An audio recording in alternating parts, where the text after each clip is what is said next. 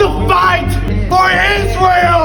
ইরানে হামলা চালিয়ে ভয়াবহ পরিণতির মুখোমুখি হয়েছে ইসরায়েল ও মার্কিন জোট। ইতোমধ্যে মধ্যপ্রাচ্যে থাকা প্রায় সবগুলো মার্কিন ঘাঁটিতে ড্রোন ও মিসাইল হামলা চালিয়ে ধ্বংসলীলা ডেকে এনেছে ইরান। এতে করে ঘাঁটি ছেড়ে আবাসিক এলাকাগুলোতে লুকাতে বাধ্য হচ্ছে মার্কিন সেনারা। এছাড়া মধ্যপ্রাচ্যে মোতায়েন থাকা যুক্তরাষ্ট্রের গর্বের প্রতীক বিমানবাহী রণতরী আব্রাহাম লিঙ্কনকে ছাড়েনি ইরানি বাহিনী। দানব আকার এই রণতরীতেও ড্রোন ও মিসাইল হামলা করা হয়েছে।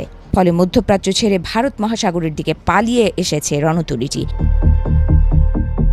ইরানের পক্ষ থেকে নজিরবিহীন এমন প্রতিক্রিয়ায় মার্কিন নাগরিকদের মনে যুদ্ধ নিয়ে গলা শুকিয়ে আসছে। তাই দখলবাজ ইসরায়েলের পক্ষ থেকে ইরানের ওপর হামলার প্রতিবাদে মার্কিন প্রেসিডেন্ট ডোনাল্ড ট্রাম্পকে সমালোচনা ধুয়ে দিচ্ছে তারা। এর মধ্যে ইরান যুদ্ধের প্রতিবাদ জানাতে গিয়ে বুধবার যুক্তরাষ্ট্রের ক্যাপিটাল হিলে এক নজিরবিহীন পরিস্থিতি সৃষ্টি হয়েছে। ওয়াশিংটনের সেনেট শুনানিতে বাধা দিয়ে ইসরায়েলের হয়ে কেউ লড়তে চায় না বলে চিৎকার শুরু করেন ব্রায়ান ম্যাকগিনিস নামে এক সাবেক মার্কিন মেরিন সেনা। এতে করে তাকে জোরপূর্বক সরিয়ে দেয় পুলিশ। এই সময় পুলিশের সাথে ধস্তাধস্তিতে সাবেক মার্কিন মেরিন সেনা গুরুতর আহত হন।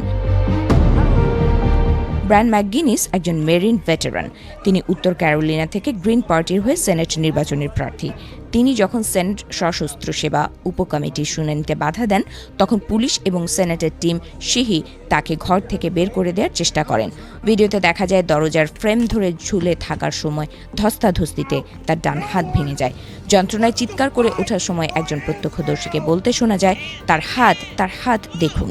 পরে সাবেক মার্কিন মেরিন সেনা ম্যাকগিনিস নিজেই নিশ্চিত করেন হাতে তীব্র অস্বস্তি অনুভব করছেন। এই ঘটনার পর মন্টানা অঙ্গরাজ্যের রিপাবলিকান সেনেটর টিম সিহি সামাজিক মাধ্যম এক্সে লিখেছেন, তিনি একজন উন্মত্ত বিক্ষোভকারীকে সামলাতে পুলিশকে সাহায্য করতে এগিয়ে গিয়েছিলেন। রিপাবলিকান সেনেটর টিম সিহির দাবি, ওই ব্যক্তি ক্যাপিটাল হিলে সংঘাত করতেই এসেছিলেন। ক্যাপিটাল পুলিশ দাবি করেন, সাবেক মার্কিন মেরিন সেনা ম্যাকগিনিসকে সরাতে গেলে তিনি হিংসাত্মক আচরণ শুরু করেন। তার বিরুদ্ধে পুলিশকে আক্রমণ এবং সরকারি কাজে বাধা দেওয়ার মতো একাধিক মামলা দায়ের করা হয়েছে। এদিকে ইরানে হামলার বিষয়ে মার্কিন কংগ্রেসে অনেক কংগ্রেসম্যান আপত্তি তুলেছেন। তবে এই যুদ্ধ নিয়ে বিতর্ক থাকলেও আগামী সেপ্টেম্বর পর্যন্ত যুদ্ধ গড়াতে পারে বলে আশঙ্কা করা হচ্ছে। পলিটিকোর এক রিপোর্টে বলা হয়েছে, যুক্তরাষ্ট্র সম্ভবত ইরানের সাথে দীর্ঘমেয়াদী যুদ্ধের প্রস্তুতি নিচ্ছে। একটি অভ্যন্তরীণ নথির বরাতে রিপোর্টে বলা হয়, চলমান যুদ্ধের পরিপ্রেক্ষিতে মার্কিন সেন্ট্রাল কমান্ড আরও সামরিক গোয়েন্দা অফিসার নিয়োগের অনুরোধ করেছে।